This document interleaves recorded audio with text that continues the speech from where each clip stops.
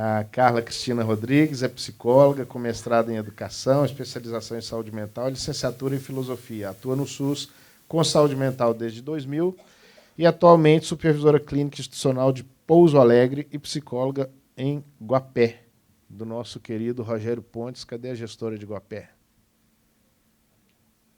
Tá? Ah, tá ali. Guapé é uma cidade muito querida, de um gestor muito amigo, muito querido, muito cúmplice das questões da saúde mental, que era o ex-gestor de Guapé, o Rogério Pontes. Um abraço a ele, tá? Carla, à vontade. Bom dia, gente. Quero cumprimentar a mesa, agradecer o doutor Eduardo, agradecer ao Flávio por eu estar aqui. Para mim é uma oportunidade um pouco insólita até. Assim, eu fiquei muito surpresa quando eu fui convidada para vir aqui falar. Mas estou aqui, né? E espero que dê tudo certo.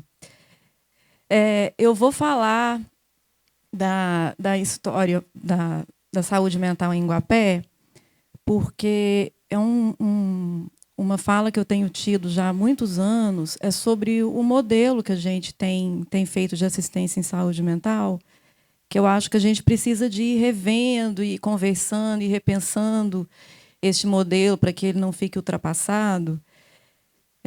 Eu me lembro, eu não sou de Guapé, né? Eu mudei para lá em 2001, e eu já trabalhava com saúde mental há pouco tempo, quando a Lei 10.216 foi aprovada. Eu me lembro que a gente ficou muito animado com a lei e com essa perspectiva. Eu pensava assim, nossa, eu estou no lugar certo e na hora certa. E de lá para cá, claro que teve muitos e muitos avanços, estamos tendo retrocessos, mas de lá para cá o que eu tenho percebido é que não se cumpriu aquela expectativa. E hoje eu vejo muitas pessoas criticarem a saúde mental, mas, na verdade, o que diz a lei ou o que a gente previa naquele momento nunca chegou a acontecer de verdade. E isso parece que é sempre assim no Brasil, né? A gente dá um passo para frente e dois para trás. E aí eu saí de Campo Belo, que é a cidade onde eu estava nessa época, onde a gente estava implantando um CAPS, e fui para Guapé em 2001. Guapé é um lugar lindo, né? Vocês estão vendo aí. Mas não foi sempre tão bonito assim, não, sabe? Isso aqui é a cidade de Guapé antiga. Guapé foi uma cidade que foi coberta pelo Lago de Furnas. E, na época que isso aconteceu, lá tinha 15 mil habitantes, tinha banda de música, tinha cinema, tinha uma série de coisas comunitárias que nunca voltaram a ter desde então. E eu estou dizendo isso porque eu acho que a gente precisa de pensar nisso quando a gente vai fazer saúde, considerar como que como que se dá a subjetivação das pessoas de um lugar, né? Então, se lá é um lugar que passou por isso, por um alagamento, por uma cidade reconstruída, na saúde isso vai ter uma repercussão bastante importante e na saúde mental também. Hoje, Guapé está com 14 mil habitantes. Na verdade, tem mais. Esses dados aí são de 2021, mas a gente, pelos dados lá, já sabe que hoje tem 15 mil. É um município muito grande e que tem 100% de estratégia saúde da família, o que é ótimo. E quando eu digo que é um município muito grande, é porque lá tem uma zona rural muito grande, porque a cidade mesmo, vocês viram, a cidade é uma cidade muito pequena, né? Guapé, eu mostrei para vocês ali no Lago de Furnas, fica muito perto de onde aconteceu aquela tragédia que todo mundo deve ter visto um vídeo no começo do ano, onde algumas pessoas faleceram com uma lancha. Então, é um lugar assim com potencial turístico e tal. Mas a gente olhando isso historicamente, isso trouxe algum sofrimento para as pessoas da cidade. Hoje, Guapé conta com o apoio do NASF, tem fisioterapia, tem fonoaudióloga e tem psicologia também nas unidades de saúde. Isso tem pouco tempo. tem sala de vacina, tem ginecologia e tem um hospital, que é uma Santa Casa, um hospital filantrópico, mas é onde funciona o pronto atendimento municipal, e esse hospital é extremamente importante para a saúde do município, para a gente da saúde mental, ele também é muito importante. E a gente faz parte da Regional de Saúde de Passos e da microrregião de saúde de Piuí. A saúde mental lá em Guapé começou em 2001. Foi quando eu fui contratada para trabalhar lá. Lá tem um histórico, toda aquela região ali, Minas Gerais, né, gente? Minas Gerais é o lugar onde teve o chamado Holocausto Brasileiro, tem uma cultura manicomial bastante forte, assim, instituída. Acho que no Brasil todo tem, mas lá isso é muito forte, né? A história do trem de doido, Barbacena, exatamente. Então, lá isso é muito comum, é uma coisa assim, é tácito. Todo mundo acha que pessoas com transtornos mentais, o tratamento é em internação. Quando eu mudei para lá, a mentalidade que tinha era o seguinte: todo mundo já tomava remédio, já existia uma medicalização bastante instituída, mas quem tinha transtorno mental, quem tinha um sofrimento mental mais grave, psicose, alguma coisa que fugia mais do controle, era necessariamente tratado em um hospital psiquiátrico, internações. É um município que tinha menos de 14 mil habitantes na época e tinha mais de 40 internações psiquiátricas por ano e pessoas que ficavam meses internadas. Alguns a gente olhava assim, porque uma das primeiras coisas que eu fiz quando eu mudei para lá foi ir atrás dos próprios hospitais. A gente tinha 2 hospitais de referência e pedi lá no hospital os dados dessas pessoas para a gente fazer uma busca ativa dessas pessoas. E a gente olhava lá, tinha gente que passava 10 dias em casa e já voltava para o hospital de novo. Isso independente do quadro, se era psicose, se era dependência de álcool, que lá é muito forte, né? E, na época, 2001, pensar num CAPS para lá era completamente impossível, né? Porque, se hoje é difícil de credenciar, na época a legislação era outra, as portarias eram outra, não existia essa possibilidade. E também não era proposta, sabe? Eu acho até que eu fiquei um bom tempo sendo contra a gente implantar um CAPS lá. Depois, mais no final, eu posso até falar um pouco sobre isso. Mas a proposta não era essa. A proposta era a gente fazer saúde mental na atenção primária e um ambulatório, porque o que eu chamo de serviço de saúde mental, apesar de não ser muito bem visto na área de saúde mental, é um ambulatório. É um ambulatório. Então, quando eu fui contratada, também foi contratado um psiquiatra, que ia uma vez por semana. Mas a proposta não era a gente ficar atendendo, porque isso é uma coisa que eu acreditava na época e hoje eu ainda penso. Eu acho que a gente não faz saúde com consultas. Acho que não é a forma da gente deixar uma população mais saudável, né? Então, primeira coisa que nós fizemos, além de começar a ir atrás das pessoas, conhecer, fazer a busca ativa, tentar conversar com os hospitais. Eu digo tentar porque não necessariamente a gente conseguiu, muitas vezes os hospitais se recusaram. Mas eu acho que o principal que nós começamos foi trabalhar com as agentes comunitárias de saúde. Hoje está se falando em atenção primária sem agente comunitário de saúde. Eu acho isso assim absurdo. Acho isso impensável, uma saúde mental, uma atenção primária que não tem uma pessoa que é um representante, que é alguém do território. Então, nós fizemos uma parceria com a Escola de Saúde de Minas Gerais. Na época, o Marcelo Arinos foi lá e fez um trabalho com as agentes comunitárias de saúde. E nós começamos a fazer atendimento compartilhados com a atenção primária. Até hoje a gente faz muitas visitas domiciliares. Isso tudo que eu estou dizendo, esses atendimentos, as visitas domiciliares, são com as agentes comunitárias de saúde. Muitas das agentes que estavam lá naquela época, em 2001, 2002, quando foi feito isso, estão lá ainda. E é por isso que eu acho que eu estou aqui hoje, senão eu não estaria aqui. Chegamos a fazer algumas oficinas terapêuticas lá na saúde mental. Agora, com a pandemia, a gente não conseguiu continuar, mas a gente pretende voltar a fazer isso. Nós não fizemos oficinas terapêuticas só localizadas na saúde mental, não. Uma das agentes de saúde, vou dar um exemplo para vocês, porque eu acho que é uma experiência legal. Lá tem um asilo, que é o Lar São José, que é um asilo de idosos. A agente de saúde, que era responsável pela microárea desse asilo, ela falou para mim, vamos comigo, vamos acompanhar lá, vamos fazer algum trabalho lá com os idosos. Quando a gente foi, ela mesma arrumou material e tal. Quando a gente foi, nós descobrimos, ela já sabia, talvez é por isso que ela me chamou, que lá tinha várias pessoas que estavam lá por sofrimento mental, quadro de psicose, esquizofrenia.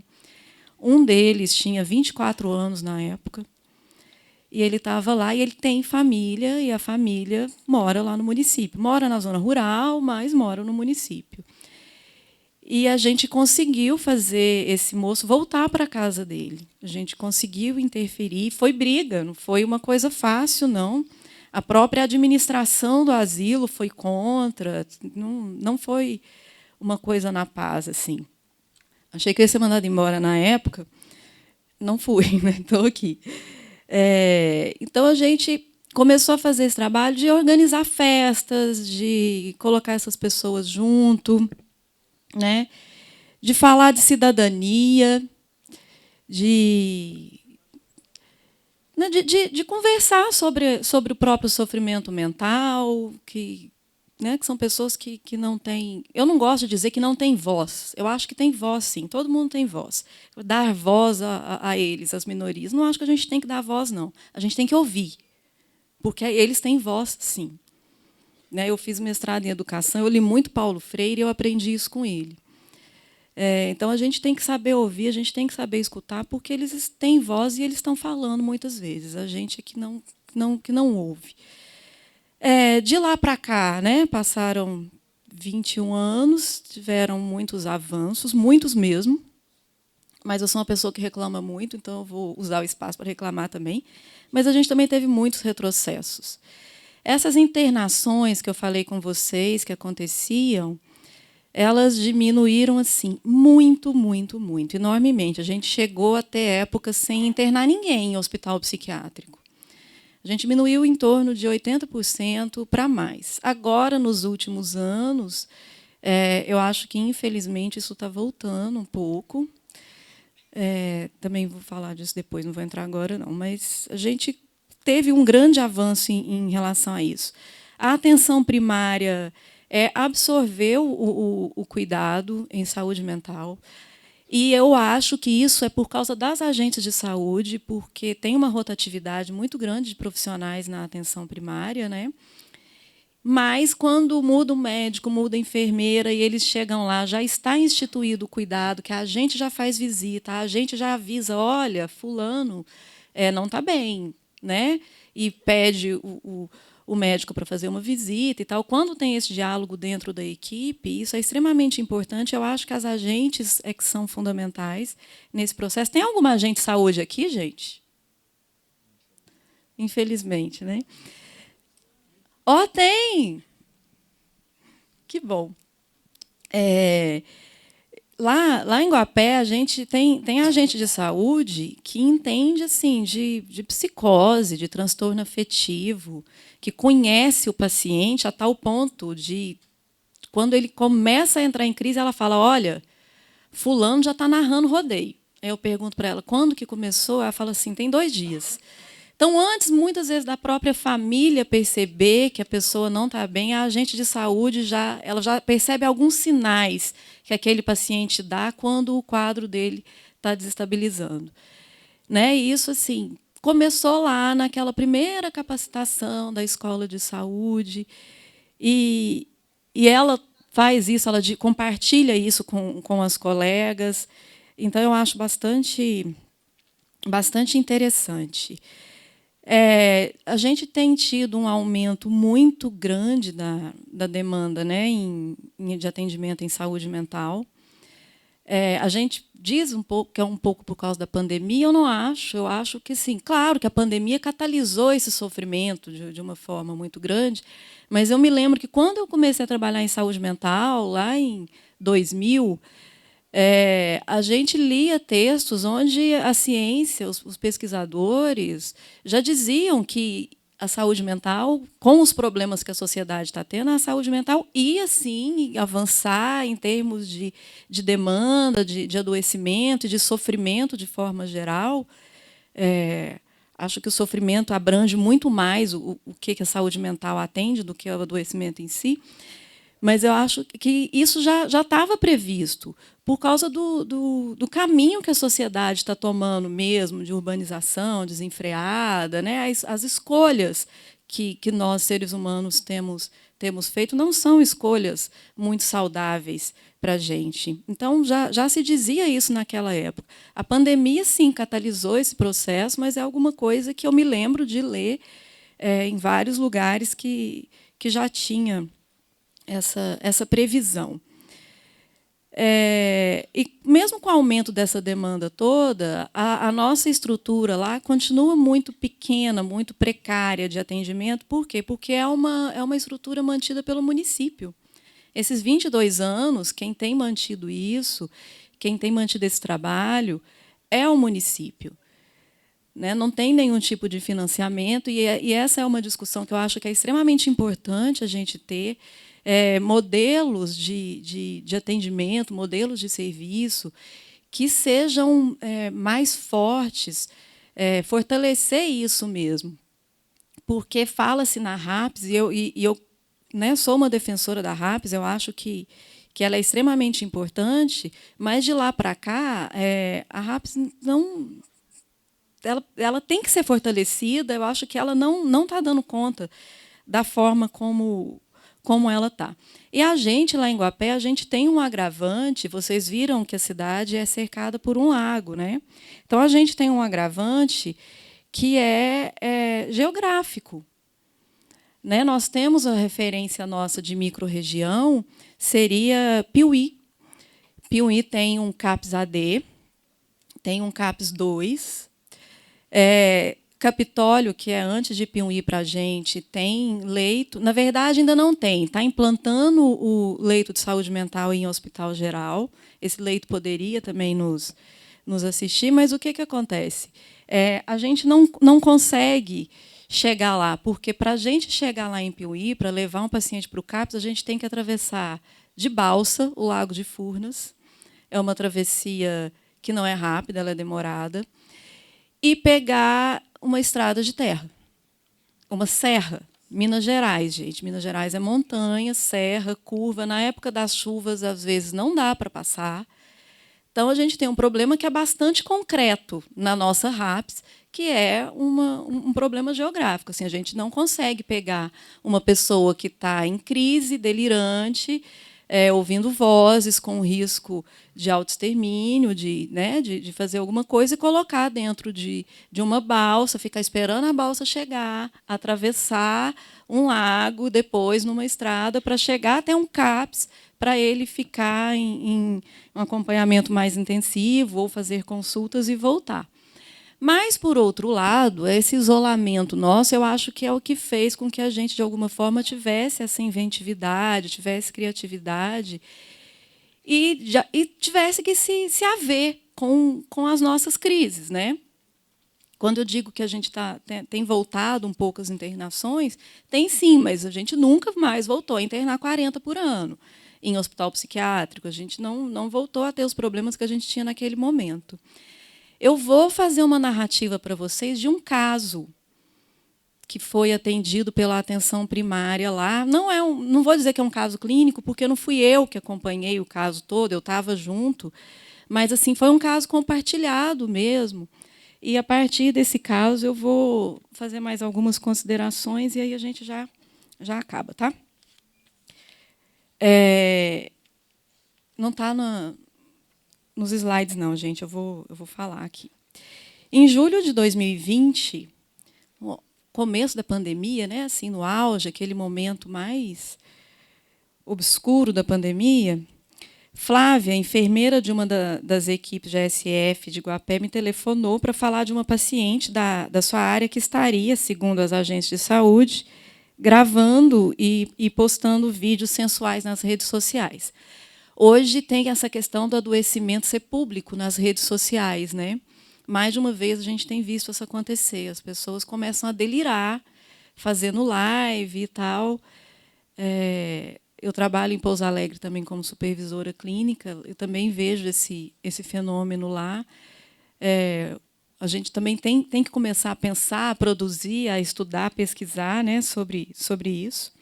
Mas, voltando aqui para o meu caso, a paciente, que nós vamos chamar de Flor Bela, gravava esses vídeos de madrugada. Em alguns aparecia a filhinha dela. Ela tem uma filha que, na época, estava com 5 anos. E aí a menina, no vídeo, dava para ver que a menina estava lá.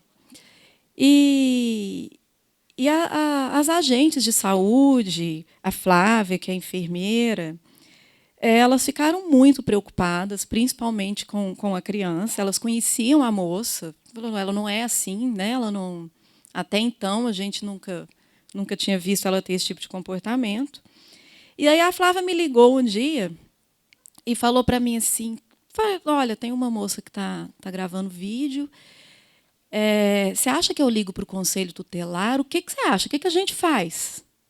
Né? O que a gente faz numa situação dessa? As agentes estão me cobrando, as agentes de saúde estavam cobrando dela alguma atitude. E aí eu falei com ela assim: eu falei, vamos lá na casa dela. E aí a gente foi. Uma agente de saúde levou a gente até na porta. Não era a agente dela, a agente responsável pela microárea dela estava de férias.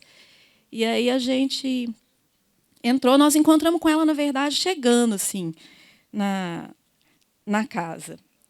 Ela estava toda maquiada, muito bem vestida, de chapéu, muito enfeitada, assim, bem exagerado, mesmo com os trejeitos exagerados, uma fala bem prolixa. Ela tinha 38 anos, morava só ela e essa filhinha. Era uma casa pequena, mas estava assim bem cuidada, né, com muita planta, muita coisa. Flor Bela contou de seu histórico. Ela falou que tinha depressão, que já tinha tentado se matar algumas vezes, foi o que ela falou na época, e que estava tendo muita dificuldade em superar a perda do pai dela. O pai dela tinha morrido há poucos meses. E ela falou assim que lá o médico da saúde da família mesmo tinha passado um medicamento para ela, um antipsicótico, há alguns dias, mas que ela não estava tomando, não. Ela falou: de vez em quando eu tomo, de vez em quando não. Enquanto eu estava lá na visita, meu telefone tocou. Era uma assistente social do CRAS que queria falar sobre o caso. Queria que tomasse providência, que era para ver se era para internar, o que tinha que fazer, porque já estava chegando esses vídeos, as pessoas já estavam indo lá no CRAS falar disso. Esse burburinho que começa, né, em torno de alguém que começa a ter um comportamento diferente. As professoras também estavam dizendo. E aí a gente conversou bastante, eu e Flávia, e combinamos que ela iria lá onde eu trabalho, lá na saúde mental, no dia seguinte. A gente já não teve dúvida de que tinha alguma coisa acontecendo, né? Que ela não estava bem. Quando a gente voltou lá para a saúde da família, a gente foi questionada, a família dela, cadê, né? Cadê? Se ela tinha irmãos, mãe e tal. E a gente descobriu que ela não tinha família lá em Guapé. Não tinha ninguém. O pai tinha falecido há pouco tempo, a mãe morava em outro município, ela tem uma irmã que tinha morado lá na cidade, mas que também morava em outra cidade, já tinha se mudado de lá. O companheiro, ninguém sabia dizer, ela foi para Guapé, quando ela mudou com esse companheiro, o pai da menininha, mas se separou, e aí o companheiro foi para São Paulo. Então, a gente estava com uma usuária em franca crise, assim, uma crise florida, psicótica, e sem ninguém da família para ajudar, e a gente não tinha contato, né? A primeira coisa que a gente fez foi tentar ir atrás dessa irmã, ir atrás da família. Da irmã, a gente descobriu que a irmã também teria um transtorno mental e parece que não teria condições de ajudar. E aí as agentes de saúde, a moça que trabalha comigo lá na saúde mental, todos nós começamos uma busca. Vamos arrumar alguém da família da Flor Bela para ela vir aqui nos ajudar com esse caso. Foi difícil, assim, a gente conseguiu o telefone de uma prima, ligamos para essa prima, a prima achou a mãe, e em 2 dias a mãe estava lá. Mas, para a nossa decepção, a mãe parece que não tinha um vínculo bom com a filha, né? A filha, elas chegaram lá na saúde mental, a Flor Bela consultou com o psiquiatra, foi medicada, e a gente conversou com a mãe dela, pediu para ela ficar, para ela ajudar com a criança. A mãe demonstrou não compreender bem o que estava acontecendo e foi embora, não deixou nem telefone, nada. E aí estava a gente de novo, sozinha lá, com essa moça adoecida, sem ninguém para ajudar, sem ninguém da família para se responsabilizar mais de perto pelo tratamento. Ela já tinha sido, quando ela consultou, ela foi medicada com medicação injetável, e os comprimidos a gente achava que ela estava tomando, às vezes não, mas uma semana depois do primeiro atendimento, desse atendimento domiciliar, ela foi lá na saúde mental de novo. E eu, com muito jeito, assim, fui conversando com ela e fui fui falar dos vídeos, porque ela não parava de gravar o tal dos vídeos e todo mundo ficava querendo que a gente fizesse alguma coisa. E esse fazer alguma coisa entende-se tirar ela, né, das ruas, tirar ela da frente do celular, conter de forma mais... conter ela, internar, na verdade. E quando eu fui falando desses vídeos, ela ficou muito brava. Ela ficou muito nervosa, começou a gritar comigo. Eu fiquei até meio com medo, assim. Levantou e veio para cima de mim e falou: eu vou embora, eu não volto aqui mais. E foi embora, bateu a porta e saiu gritando, entrou dentro do carro gritando e falou que não colocava mais o pé lá e que não ia tomar remédio, que estava tudo bem, que ela ia ganhar dinheiro com aqueles vídeos. E que ela ainda falou para mim nesse dia, ela falou assim: eu não vou tomar remédio porque eu estou fazendo chá de maconha, eu acho que é muito melhor. E a despeito de ser melhor ou não, eu falei: agora, né? Ela foi embora e eu fiquei desesperada, assim. Eu falei: pronto, o que nós vamos fazer? Primeira coisa que eu fiz foi ligar para a Flávia, para a enfermeira, que me ligou. Liguei para a Flávia e falei o que tinha acontecido. E aí a Flávia falou para mim assim, eu achei que a Flávia ia falar: não, vamos pegar um encaminhamento, vamos fazer alguma coisa assim. A Flávia falou: calma. Né? Foi o que ela falou para mim: calma. Vamos pensar num jeito, vamos conversar. E aí eu fui lá na saúde da família e as agentes estavam junto. E aí a gente começou a pensar o que a gente ia fazer. E aí elas falaram assim, olha, ela estava com uma infecção de urina. Vamos, e ela gosta da gente, vamos começar a chamar ela aqui para tratar essa infecção de urina. Vamos. Eu falei: ótimo, se ela vier.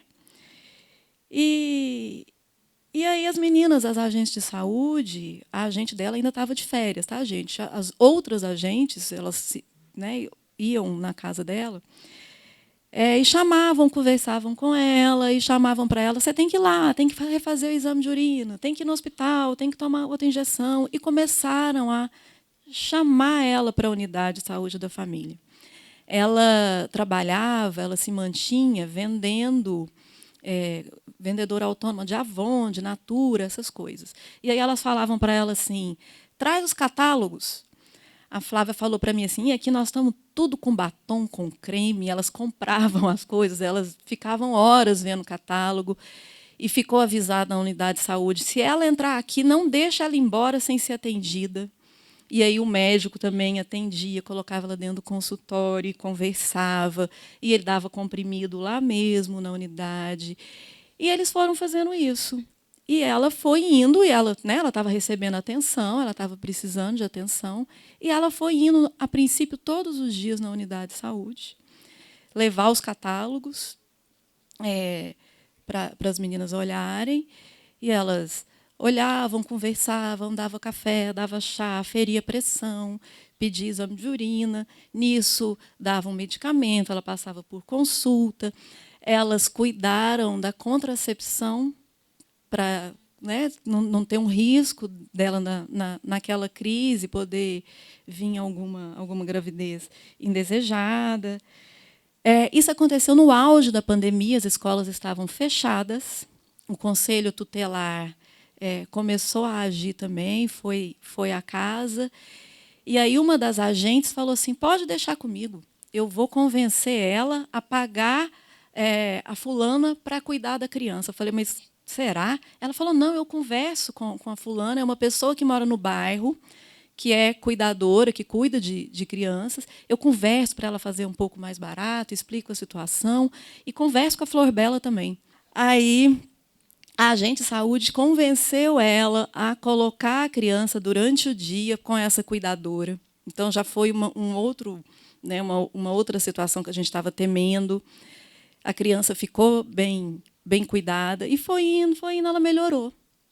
Até que ela mesma foi diminuindo as idas na unidade e ela saiu da crise. Uns 8 meses depois, a Flávia, que é a enfermeira, me ligou de novo e falou comigo, falou, Carla, ela está aqui na unidade, bem diferente, com o cabelo escurecido, está triste, e ela quer conversar, ela está com uma demanda de escuta. Eu posso levar ela aí? A enfermeira levou ela lá. E aí, quando ela chegou lá, ela conversou, nós conversamos muito, ela se desculpou, ela falou que estava fora de mim, né? E aí a gente fez um trabalho de pouco tempo, assim, de escuta mesmo, que ela já estava numa fase bastante deprimida, sem energia. E agora, que eu saiba, esse segundo momento já tem mais de um ano, que eu saiba, está tudo bem. Eu acho esse caso bastante exemplar, assim, do que uma unidade de saúde consegue fazer no cuidado, né? E por quê, né? Como que a gente pode entender que eles conseguiram fazer isso? A primeira coisa é a responsabilização. As agentes, a enfermeira, toda a equipe se responsabilizou assim, efetivamente, teve uma preocupação efetiva com ela, e não simplesmente passar o problema para frente, encaminhar, entre aspas, né, que é uma coisa que a gente vive, né, receber encaminhamentos ou fazer encaminhamentos. A questão da ACS no território, né, elas são legítimas representantes do território, e a gente não pode deixar que isso acabe, isso tem que acontecer. Eu, a enfermeira, a gente não sabia que tinha cuidadora que poderia pagar lá e que essa pessoa poderia fazer mais baratos, né? Então, assim, quem fez tudo isso, esse trabalho, foram as ACS. A possibilidade de diálogo dentro da própria equipe. Às vezes, a gente vê equipes onde, dentro da própria unidade, não existe diálogo, o médico não conversa com a agente de saúde, não escuta enfermeiro, ou, né, enfermeiro não escuta as agentes. E a questão do matriciamento.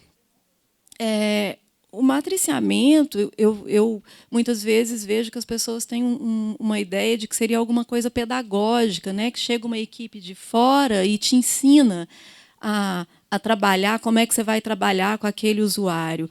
Eu não acho que matriciamento seja isso. O matriciamento, para mim, é um atender compartilhado, é estar junto no cuidado de alguém e considerar todos os saberes que cada um tem para contribuir, porque tem, sim, é um processo dialético. E ninguém é mais importante do que o outro. E o cuidado em rede.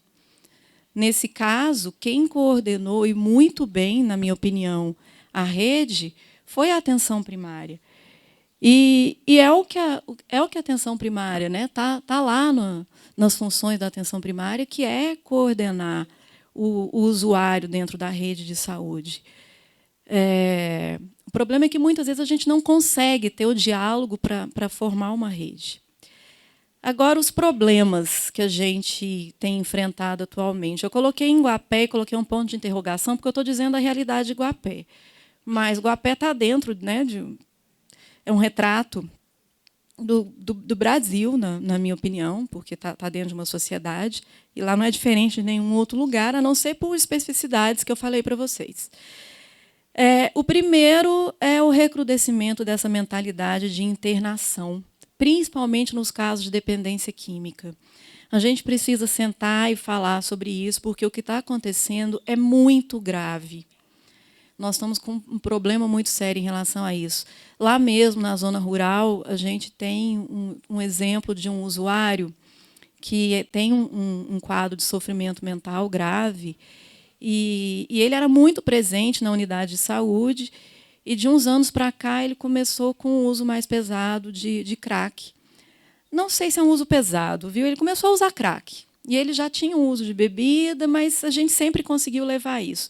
Quando ele começou a usar crack, a família já não aceitava mais, e aí chegou no ponto dele ser internado.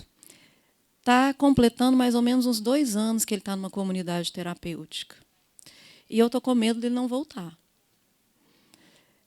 Então, assim, isso é um problema. A gente está vivendo um problema muito grave, que é de retorno daquelas práticas violentas, segregadoras, que a gente viveu há muito pouco tempo. Foi ontem. Não sei se foi ou se está sendo, né? Mas esse desmonte, assim, ele nem acabou de acontecer ainda. A precarização das condições de trabalho, que gera rotatividade, desmotivação. Isso não é diferente da precarização no mundo do trabalho que a gente está vivendo, mas eu sinto muitas vezes que existe, sim, uma intenção de desmonte do SUS, e esse desmonte, na minha opinião, está sendo feito por dentro, que é dos trabalhadores, porque se o SUS está aqui hoje é por causa dos trabalhadores, não é por causa de resoluções, de portarias, mas por causa dos trabalhadores. Um outro problema que eu vejo, eu acho que isso é muito sério, e isso está piorando, que é a recusa de diálogo por parte de profissionais, de trabalhadores da saúde. Uma coisa está chegando no nível do desrespeito mesmo, assim, de não querer conversar mais, que também é um retrato do que está acontecendo no nosso país, né? E o desmantelamento dos recursos comunitários, que é aquilo que eu falei no começo, né, da urbanização desenfreada, que, por sua vez, gera um aumento da violência, um aumento da pobreza, um afastamento do ser humano da natureza, né, que é também um reflexo dessa ciência cartesiana que a gente, há anos atrás, escolheu como modelo de ciência, e que tem trazido essa hegemonia do modelo biomédico para a saúde. Tem exceções, mas é, sim, um modelo hegemônico. A medicalização excessiva na área de saúde mental, eu acho que isso está gritante, né? Esse excesso de diagnósticos que são descontextualizados do sofrimento, dos problemas que as pessoas trazem. Esse excesso faz com que as pessoas criem um vínculo iatrogênico com os serviços de saúde. Por outro lado, também, os recursos comunitários que as pessoas tinham para lidar com o sofrimento do cotidiano estão acabando. Então, as pessoas, ao invés de ir na casa do vizinho, eles vão, sim, para o posto de saúde pedir remédio. A gente pode ver isso muito no luto, né? Como hoje não se aceita mais a experiência de sofrimento pelo luto, mas se medicaliza o luto. E quando eu digo medicalização, não estou falando só de remédio, não. Tá? Eu estou dizendo assim de todas as profissões da área de saúde criarem uma dependência das pessoas, bloquear mesmo. Eu coloquei aqui no último parágrafo aqui. a medicalização bloqueia intencionalmente as formas de produção autônoma e cria um monopólio que embota a autonomia das pessoas em lidar com os próprios problemas. Paradoxalmente, o que acontece? Como as pessoas começam a resolver tudo de forma heterônoma, nunca vai ser suficiente, porque elas perderam a autonomia, então elas vão buscar cada vez mais os postos de saúde, cada vez mais remédio, vão medicar a si, vão medicar os familiares. E aí, quando você abre um serviço de saúde, junto você abre uma fila. Você não consegue. Você pode colocar quantos CAPs for, pode abrir pronto-socorro, pode colocar 2, 3 plantonistas no pronto-socorro, que você não diminui o número de pessoas lá. Por quê? Justamente por causa deste modelo, que é um modelo que aliena, que faz com que as pessoas alienem as próprias formas de lidar com o problema. Fica alienada no outro, né? Mães que não conseguem educar os filhos, que têm que levar o filho para o psicólogo educar. É isso que a gente tem vivido. E isso é uma coisa que é estimulado por modelo de ciência que a gente tem e um modelo que a saúde adotou, que é o da tecnociência.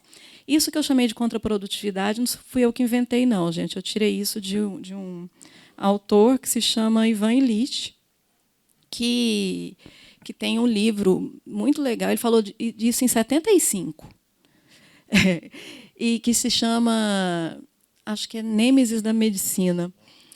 E aconselho, recomendo. Bom, para fechar, então, para ir para o tema da mesa, a integralidade e o trabalho em rede, né? Eu acho que mais importante do que a atenção primária ou as pessoas da saúde como um todo entender ou saber fazer diagnóstico, não acho que isso que é o importante, pelo contrário, eu acho que talvez tem que parar de diagnosticar um pouco, é entender e acolher o sofrimento psíquico. Ter uma postura de acolhimento, né? Para isso, o que a gente pode pensar em fazer?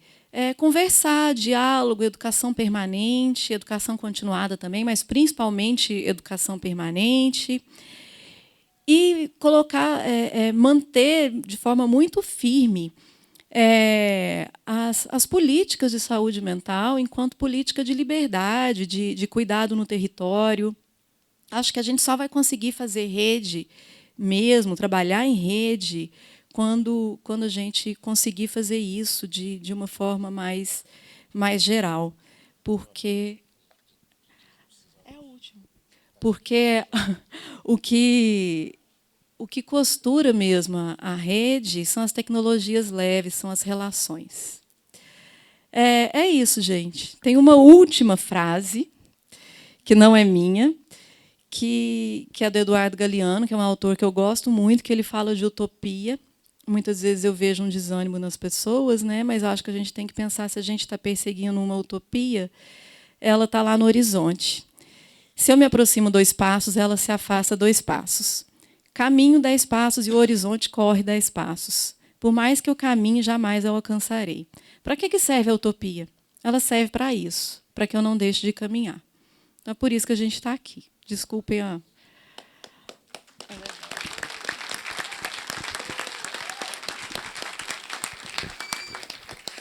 Obrigado, doutora Carla. Desculpe agir tão enfaticamente como superego, não era a intencionalidade, mas precisamos dar aos nossos outros palestrantes o tempo também necessário para fazer as suas exposições. E eu acho que o mais importante desse momento é também ouvir o nosso público. Na sua fala, alguns pontos fundamentais e importantes que eu fui destacando, e um deles talvez volte no debate, mas é o que eu gostaria de destacar, que é a forma como vocês definiram e escolheram fazer saúde mental no município de Iguapé. Diferente dos outros modelos, do modelo que está posto, da política que está posta, né? Através da estruturação da rede de atenção psicossocial, mas que as barreiras geográficas do município necessitavam de um outro olhar, de um outro cuidado, de um outro modelo. E esse modelo centrado na atenção primária, nessa interlocução que é possível e necessária com a atenção primária, que foi o mote da gente trazer você para cá hoje.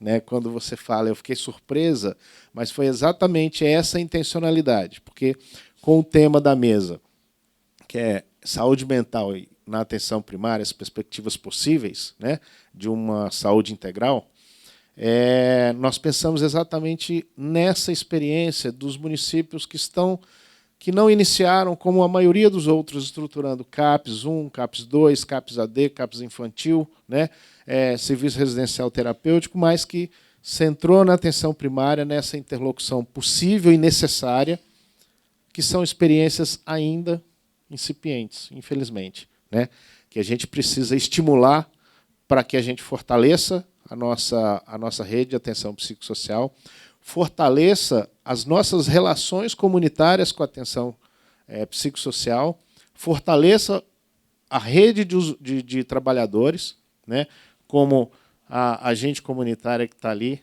e seja muito bem-vinda. Gostaríamos que tivesse muitos outros aqui no Congresso, porque são realmente as pessoas que estão na casa das pessoas. E aí, quando você fala do cuidado do caso da Flor Bela, o que me chama a atenção é que na saúde a gente cria protocolo para tudo. Protocolo para tratar o câncer de mama, protocolo para tratar a pneumonia, protocolo para tratar isso, aquilo, gestante de alto risco, aquilo outro, e a gente fica o tempo inteiro atrás de um protocolo, de uma receita de bolo.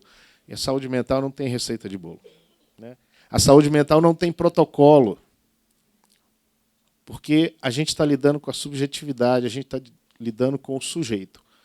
E cada sujeito ele necessita de um modelo diferente, de uma forma diferente, de uma escuta diferente, e foi isso que você apresentou para nós. Muito obrigado pela fala.